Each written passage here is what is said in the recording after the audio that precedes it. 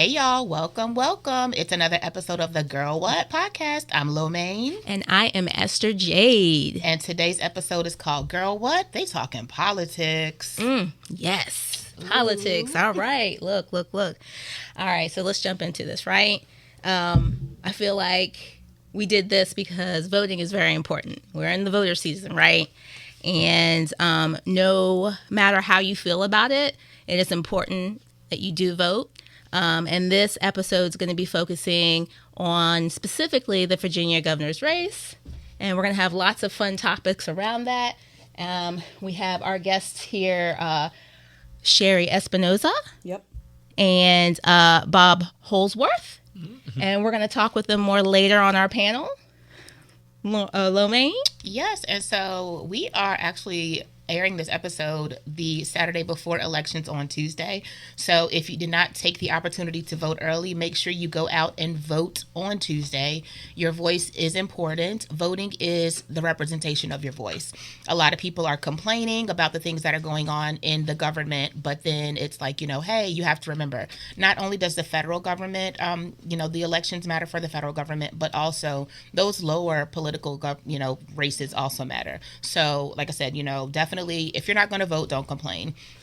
Just plain and simple.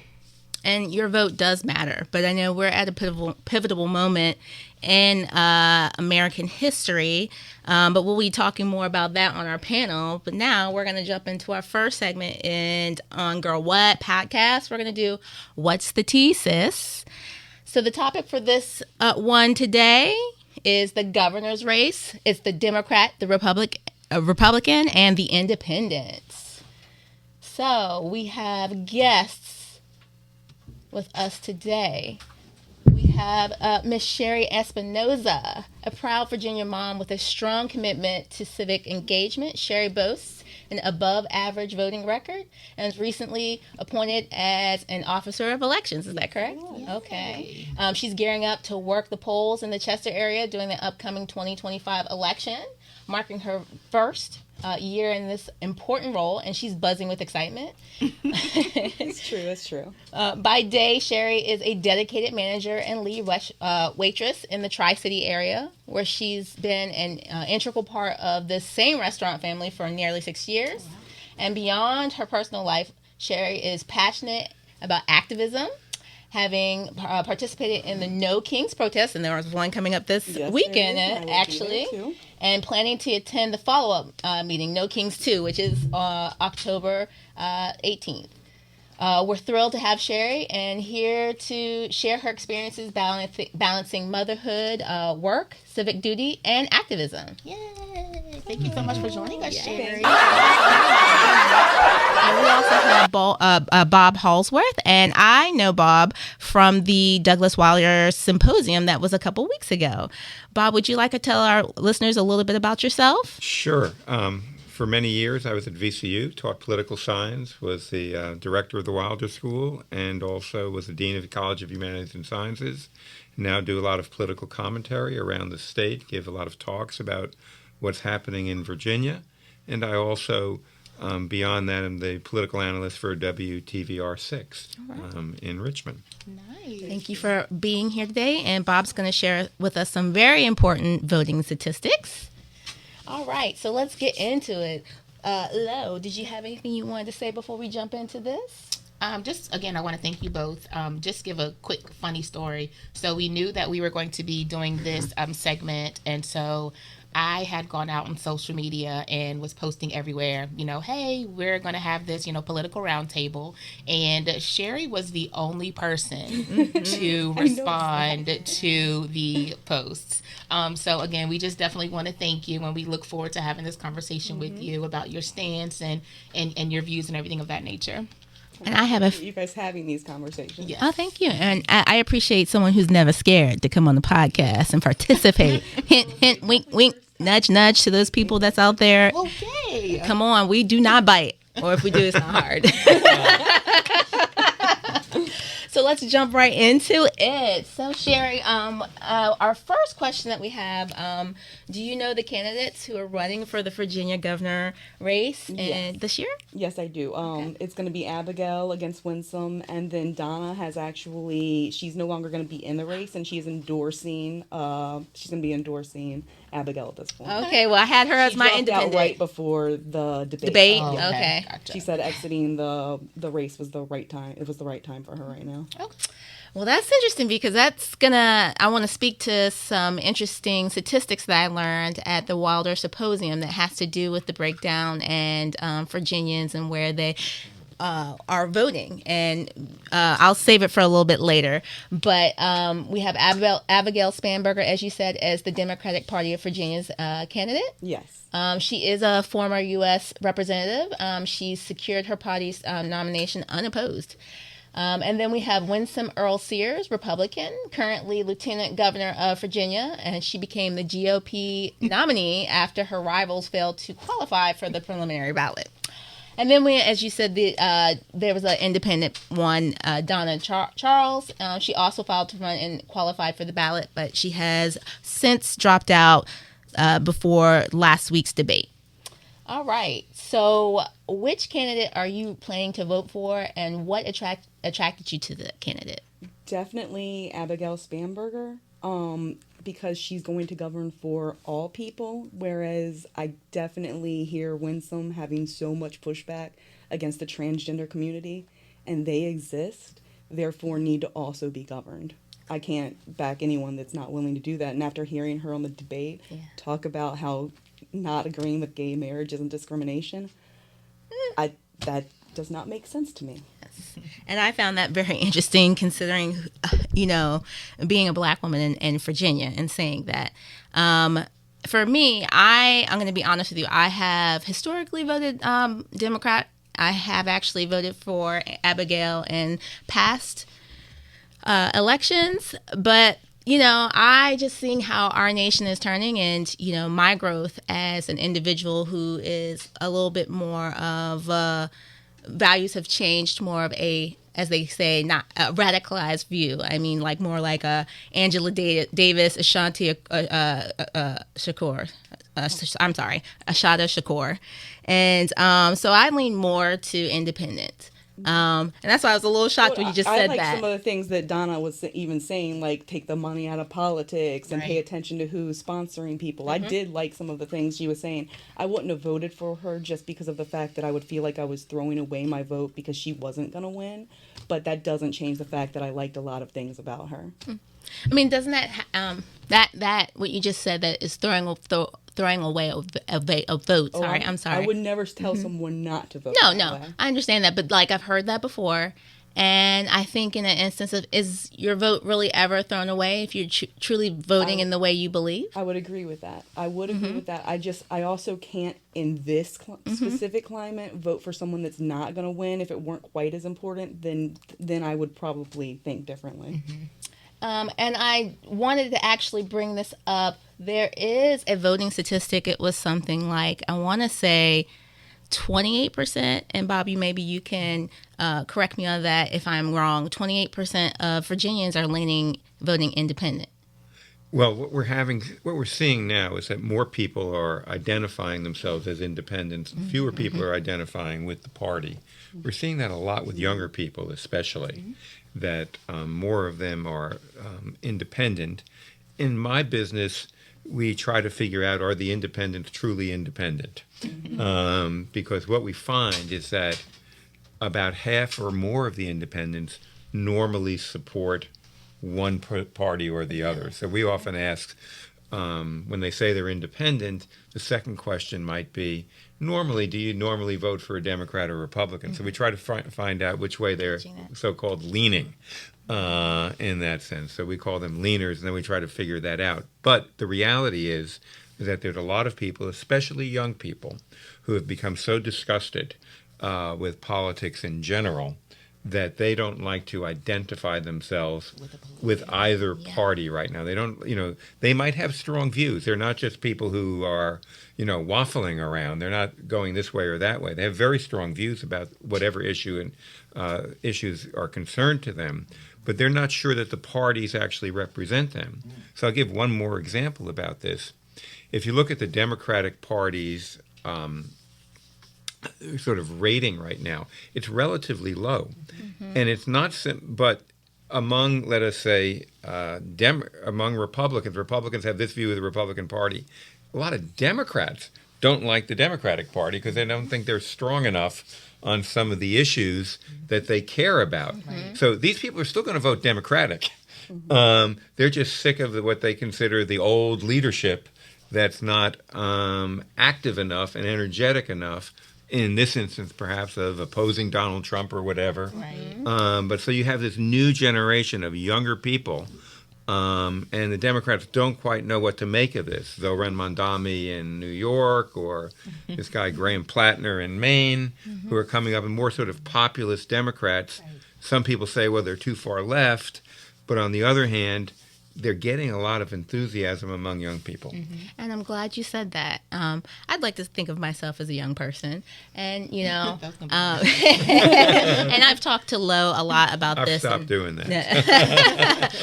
You know, about how I feel about the current state of politics. And that leads us into our next question is, what issues matter most to you in this election, and how do you feel your preferred candidate addresses those? And I think you shined the light on one thing. I didn't know if you had another thing you wanted to add about Spanberger. Well, also education is extremely important to me because I have kids and I'm a mom, so that's my first thing. So if you're gutting my education, then I don't really appreciate when you're taking away that funding or you want to push it to charter schools.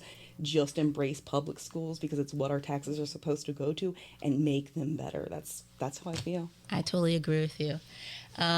I think that's a very important issue as well to me, because Lauren and I are both mothers, and I care a lot about education, and that is seeing that happen and fold right before my eyes. And it's a little bit more than just the curriculum. It's also the air that they try to create in schools, and that is really concerning because that can definitely mess with kids' spirits. And what we do know, what we're learning a lot, especially with the No Kings protests, is that people are waking up to the things that are happening and the conditioning that's happening and how they want a change. And I love that energy, right? That's why I love the younger generation. They're just very riled up about that. And I'm very passionate about that, which is one of the reasons why we're having this conversation right here. Yeah, and then just to kind of follow up, for me, also, education is important. My son is actually in SPED classes. So it's like, with that extension of, those gen ed classes, you also have those SPED classes. And it's like, even just amongst the talks of the possibility of shrinking those or getting rid of them altogether, that's something that is very important, because it's like, okay, well, we already know not every child learns the same way. But then on top of that, when you have those, kids that do need a little bit of additional time to get everything to click and for them to understand, to totally take that away, it's like saying, we care about a certain group of kids, but we don't care about all kids. And it's like, that's something that's important. It's like, hey, if you want the kids to, to achieve, and as Whitney said, the kids are the future, but like the way that the government is trying to spin it, it's like, okay, they're counting them all as dumb, and they're trying to take away those even small things that, can make a huge difference to them. True. I mean, my chosen nephew, I say that he's a family, family friend. He's my chosen nephew. But he is autistic. He has special needs. He has Medicaid needs. I can't have these things cut from him. He's a little tiny boy. He can't do anything for himself. So we got to vote to make sure those things stay in place for him. Indeed. Exactly. And just the last question, do you think Virginia is ready for a female governor? Yes. Me too. Yes, I second that. It's going to have one no matter what they want. Right. Exactly. No choice. Yes. All right. And when we come back, we're going to tell you how you can find Sherry and Bob.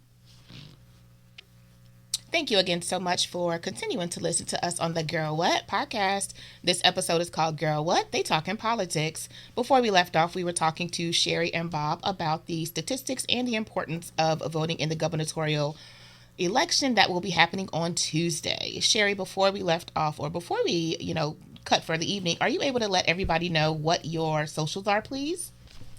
Sherry Espinosa on Facebook, which would be just SherryEspinosa. And then you can also find me on Instagram, Sherry Espinosa. So that's going to be SherryLynnEspinosa. Awesome. Thank you so much. So we're going to jump in here into the statistics. We're going to talk a little bit about what to expect from the upcoming Virginia gubernatorial election. Sorry. I'm sorry. All right. So You can keep going. okay. So yeah. So in light of the 2025 race, let's talk a little bit more about the statistics. So Bob, I know this is your area of expertise, and you kind of dropped some gems on us during our last segment. Is there some statistics you'd like to share with our public? Sure. Let's talk first of all about how many people vote, and there are people who don't vote too. So in a presidential election like we just had in 2024 here in Virginia, about 4.5 million people vote. In the governor's race, there's probably going to be 1 million fewer people who are actually going to vote in this race. So the question might be, like, who's the missing million? Who decides not to come out and who decides to come out? And so that's why enthusiasm for your candidate gets to be very important, because the candidate that has more enthusiasm probably has fewer of those missing million Right. on that front. So it's really important to get people out, and candidates often look at different groups. Can I get this group out, or can I get that group out, or am I going to lose this? The Trump people want to get all the Trump voters out. Can we find, and that's why I think you're seeing that almost every other ad that has come out from Winston Earl Sears is about transgender things. Yes. It's about girls and boys locker rooms seem to be the big theme of the campaign. Right. A lot of people are thinking, that had nothing to do with the economy or affordability. But for her, that's a way to mobilize voters that she thinks voted against Kamala Harris because of that issue and the like there. Abigail Spanberger, she thinks the big issue is affordability. People are worried about their health care costs, their housing costs, price of groceries. So she says she's going to lower costs now. Whether she can, that's another question. But she's on that task, because what's happening is that when you look at the polls, 35% of the people are telling you their biggest issue is the cost of living. Right. There.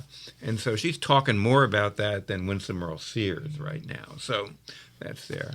And the polls seem to be showing that. So, sometimes the polls are right, sometimes the polls are wrong. At the moment, it seems to be that Abigail Spanberger has a fairly comfortable lead in the polls. How can Winston Earl Sears get back? So she's talking about the transgender issue, and now she's talking about Jay Jones. Yeah. Who is that? The text messages that Jay Jones sent.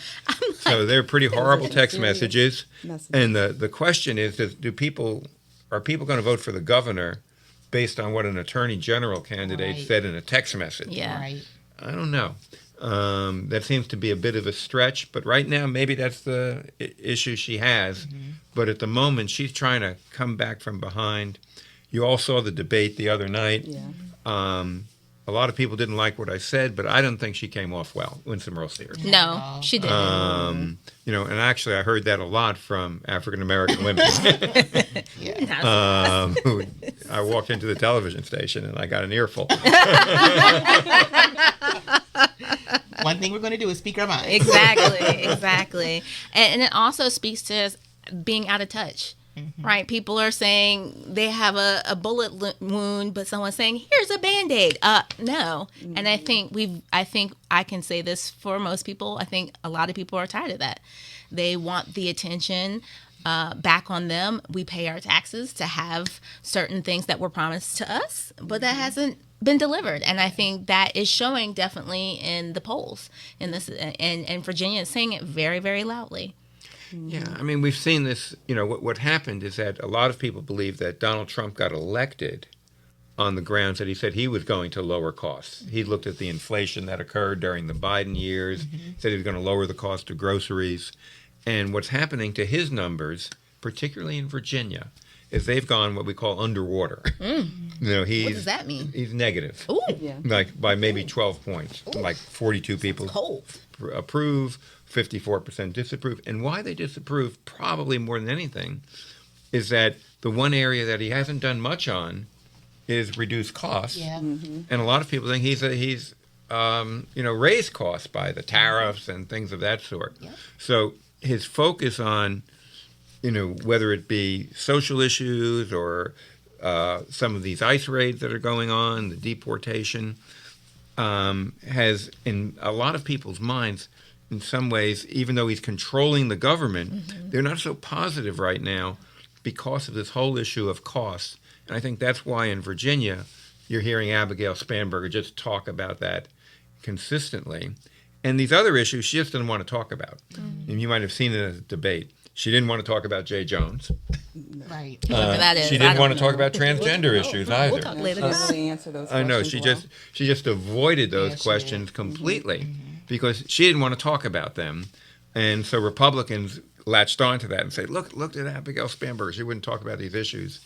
But at the end of the day, I think it was that constant interruption by Winsome Earl Sears that really is what most people took away from that debate. Right. Well, You know. it's hard to think of a candidate as representing you when they can't even stand in a room with their opponent Yeah. and have a conversation. A decent Step conversation, one is right. working Good together faith. so that they can represent us, right? So if you can't, then why are you there? Yep. Yeah, I have a Substack, and I did a debate analysis, and I titled it, I Am Interrupting.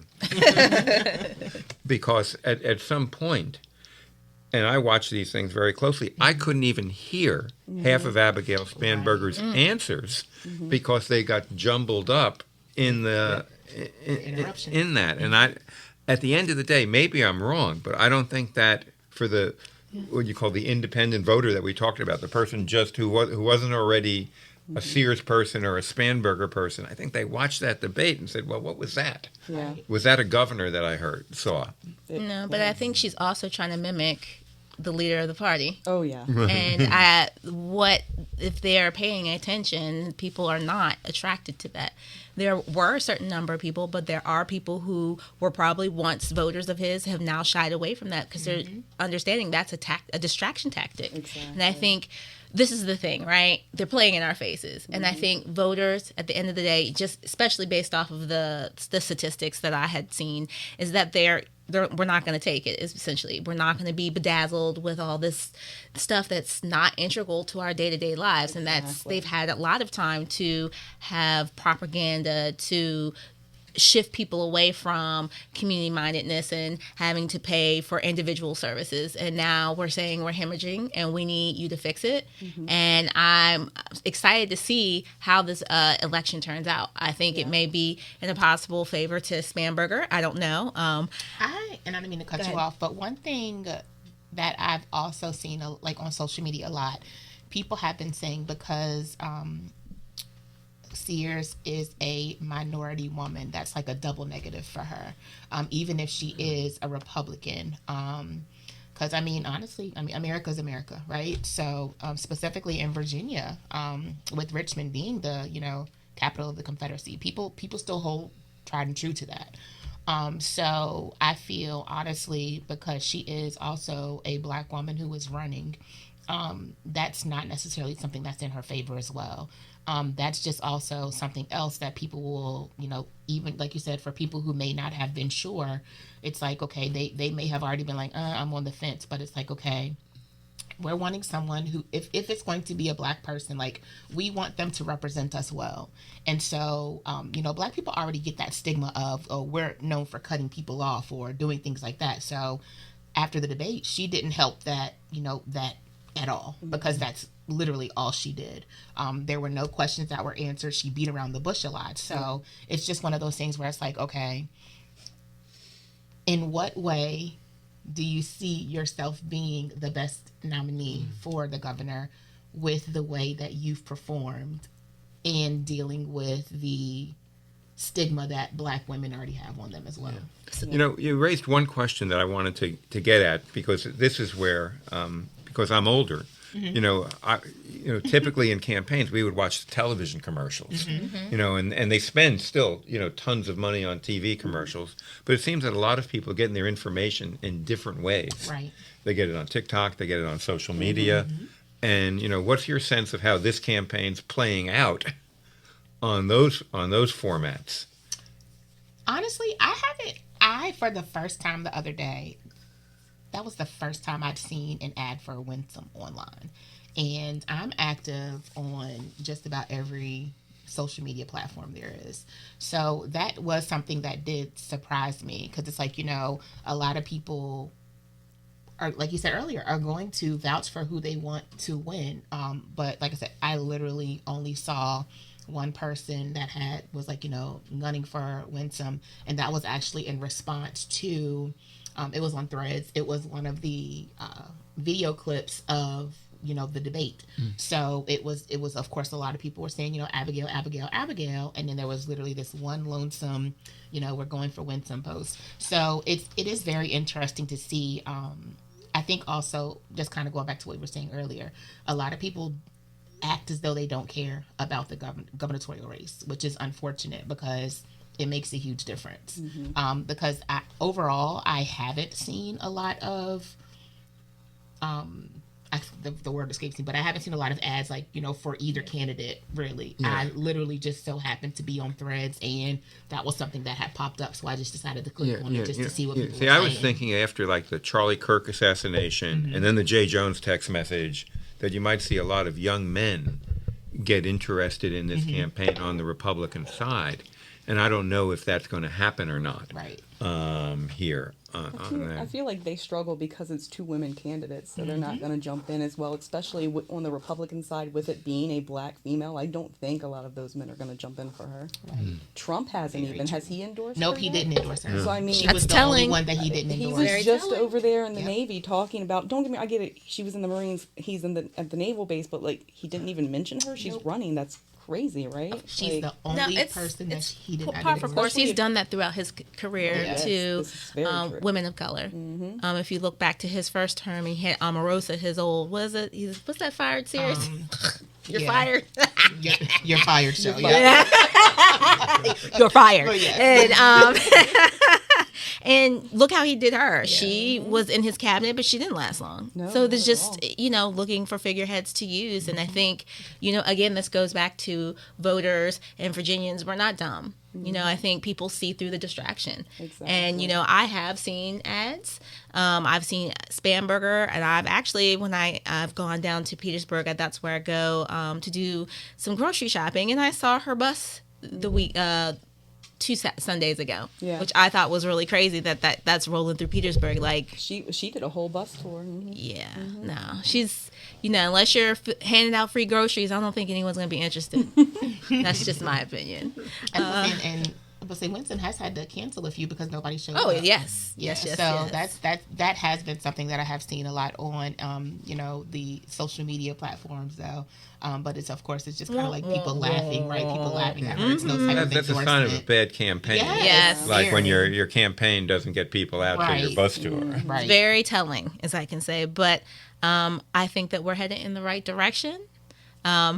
We will have more when we come back. Hey everybody, and welcome back to the Girl What podcast. This is Lomaine. And this is Esther Jade. And we are still talking about politics. This episode is called Girl What? They Talking Politics. Yes. So we're going to talk about the importance of voting in 2025.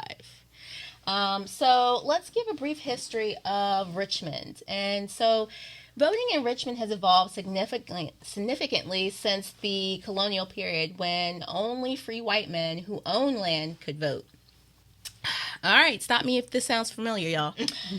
Over time, discriminatory practices like poll taxes and literacy tests were implemented, particularly affecting black voters, but these were abolished by federal legislation in the 1960s, which is barely 60 years ago. 65. Leading to increased voter registration and representation for African Americans in local government. So voting rights in Richmond, starting from the colonial period to 1776, 1619, that was the first elected assembly in Virginia met, allowing voting for adult white men who were not indentured servants. And in case you guys don't know who indentured servants were, those would be like the Irish, who would actually work a certain amount of time, like a couple of years, to earn their freedom, which is entirely different than enslavement. Also, in 1699, landowners, women, and certain religious groups were excluded from voting. Not surprising. Sound familiar? 1776, Virginia's first constitution maintained voting rights for free white adult Protestant men who were landowners or tenants. Is this sounding familiar, anyone? And then we have the post-revolutionary developments. So the 19th century changes. 1901 to 1902, a new constitution imposed literacy tests and a poll tax, effectively disenfranchising many black voters and poor whites, specifically black male voters, 1960s, the civil rights movement efforts led to the abolishment of discriminatory voting practices, including literacy tests and poll taxes. Now we're up to the more modern voting rights. So legislative actions. 1965, that is the Voting Rights Act, which prohibited racial discrimination in voting, leading to increased voter registration among black citizens. In 1970s, Richmond saw significant political changes, including the election of black officials, which includes our first black governor, L. Douglas Wilder. And so that happened as the population became more predominantly black. So recent developments in 2021, Virginia's governor took executive action to restore voting rights to individuals not currently incarcerated through this practice, was later terminated. So the current status, individuals with felony convictions must apply to the governor for restoration of rights, reflecting ongoing debates about disenfranchisement. Lauren. Disenfranchisement. Thank you. All right. And the other thing, we need to be aware of gerrymandering. Lauren, do you know what gerrymandering is? No, I don't know. Miss Emerald, can you tell me, please? Yes, Miss Esther can tell you. So what is gerrymandering, you might ask? It is the manipulation of district boundaries that often favors specific political parties, leading to allegations of unfair practices, right? It is primarily done to black and brown communities to weaken their votes in the surrounding areas. It's usually done by elephant parties, aka Republicans. Court rulings in 2018, the U.S. District Court ruled that 11 House districts unconstitutionally concentrated black voters, necessitating a new map. The court appointed a special master to oversee the redistricting process after the General Assembly failed to agree on a new map. So, boys and girls, can you tell me where that sounds familiar? Now, present day. Mm-hmm. That would be correct. Shout out to Representative Jasmine Crockett. I love her too. So the current status on new district maps, the latest redistricting efforts have aimed to create more equitable districts, but challenges remain. Now, this is Richmond based. The commissioner's partisan structure has led to concerns about the integrity of the maps produced. So I implore everyone to go out, ask questions, be nosy, see what your tax dollars are paying for, especially if they're trying to, what, Lauren? Gerrymander. Exactly. All right. So the future reforms, advocacy groups continue to push for reforms, including the establishment of an independent commission to ensure fair representation and prevent gerrymandering in future redistricting cycles. Now, y'all, this is not something that could only just happen to black and brown communities. I just want everyone to remember that. Okay? If it can happen to one of us, it can happen to all of us. If one ain't free, ain't none of us free. Mm-hmm. All right. So you want to know where to check your voting registration, Sherry?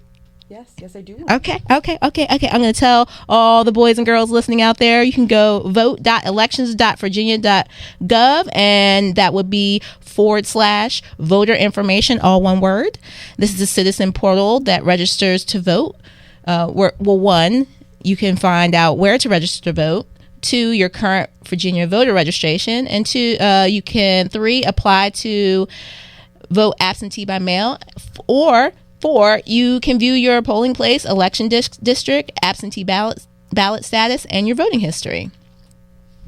So where can we find websites that check out candidates, Lomaine? So overall, I am going to say that we love Medium. Yes, but we do. one thing that I would strongly suggest, a simple, search, the step-by-step guide on how to research your political candidates. Of course, since we are focusing on Richmond or the Richmond, Virginia area, you could, go further and specify that you want it for Richmond, Virginia. Definitely, because again, this is airing, right before the elections. We want you to be knowledgeable of the candidates on the ballot. Not just want you to say, oh yes, I know my mom has voted for a certain party, so I'm going to vote for them too. A lot of us millennials are now at a point where we're breaking that generational cycle of whatever our parents have done or have been doing. Say it again. So, we're definitely becoming our own independent selves. We're having our own voices. So definitely that goes for voting as well. Just because mom and dad voted, for, just throwing it out there, Ross Perot back in the day, Yes. That doesn't mean that we're going to stay along that same line and keep voting independent. Definitely do your research. Right. Which candidates align more with your values and you see for you and your family. So definitely, make sure that's a priority. If you have not already gone out and voted, you have until Tuesday to get this done, so definitely make yourself aware, do your own research. Study for yourself. Don't do it based off of what your girlfriend tells you, what your homeboy tells you. Yep. You are your own individual. So make your voting based on what you believe, what your circumstances and what your situations are. Does it have to be something that everyone else agrees with? No. But at the end of the day, you've done what you know is best for you and your family. And then also, again, just, take a moment to, check your voter registration. Make sure it is good. Yes. A lot of people sometimes show up to the polls and they don't realize, oh my goodness, something is different. Or if you've moved recently, make sure you have that most recent, address on your voter registration so you will know to go to the correct polling place. You don't want to show up at a polling place, that's right by you and they're like, oh no, this isn't your polling place. And, some of us wait till the last minute. So it's 6:55 and you're rolling up at this polling place thinking you're good. Polls close at 7. And you're having to drive 30 minutes, you pretty much have missed that opportunity. So definitely make sure that you are taking that time to do what needs to be done. Again, we can't emphasize enough. Research. Do what's best for you and your family. At the end of the day, your vote is your voice. So that is what is most important during this election. Any of the smaller elections are very valuable for the state, for the city specifically, with it being such a big, with a melting pot, we want to make sure that our voices are heard. So that's just one thing. If I had a big, microphone that I could just scream into and say, get out and vote, You're on one right now. I don't want to break y'all's eardrums, because I can get loud, but just, more than enough emphasis. Get out and vote. Do what you need to do, and make sure it matters. And that this kind of goes back to our conversation with Bob with the statistics and everything. I think people know how important it is, but don't feel lost. The future means hope, right? But you not just have your voice, but your body, your whole being is important. And I think that is what people are struggling with because we've had a lot thrown at us in 2025. Yes. And it is shocking our nerves, right? But I think that's one of the reasons why we are doing this, because we want people to stay informed, check out your candidates, really see, do they represent what you need to live, what you need for your community, We're going to just do a little call to action for everybody who is out there listening. Just take a moment this week to check. Also, one, like Lauren said, and I said earlier, check your voter registration and encourage at least one friend or a family member to do the same. Share your story about balancing parenthood and activism. on social media using the hashtag Millennial Mamas Vote. And while you're at it, please like, share, and follow us. And also find Sherry Espinosa out there in the social media streets as well. She is also a parent and into activism and strongly into the school systems as well. So let's support each other in staying encouraged, informed, and empowered to create change, both at home and in our communities. Indeed. And then Sherry, just again, before we wrap up, we do want to again thank you so much. Yes, Bob did have to leave, but we want to thank you both as well. Again, more than enough, because you took time out of your schedule to come be the brave soul. Anything to get people out to vote, I want to do. Yes. Is there anything you'd like to share with our audience? I'll just say, forget all of the hoopla, forget all of the personality stuff that you guys keep seeing everywhere. What you need to do is go look and see how they vote. Do they vote how you would vote? And if they do, vote that way. Yes, I agree. Thank you so much, Sherry. Well, thank you so much again, y'all. This has been the Girl What podcast. This is Lo Main. And this is Esther Jade. Stay connected to Girl What podcast by following us online. You can follow us on Instagram and YouTube at Girl What Podcast. That's GURLWHET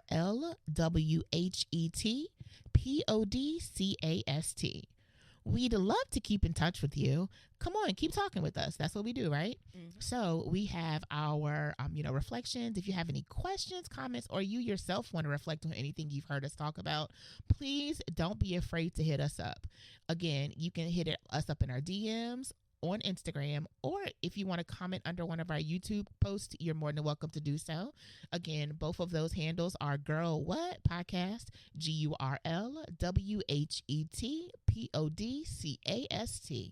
And you also have the option to leave us a voice memo in our DMs or leave us a voice message at 804-476-0905. Again, that number is 804-476-0905. And with your permission, we may feature it in a future episode. Your voice helps us shape meaningful dialogue on Girl What. So remember to stay in community. Remember to stay bold. And girl, keep talking.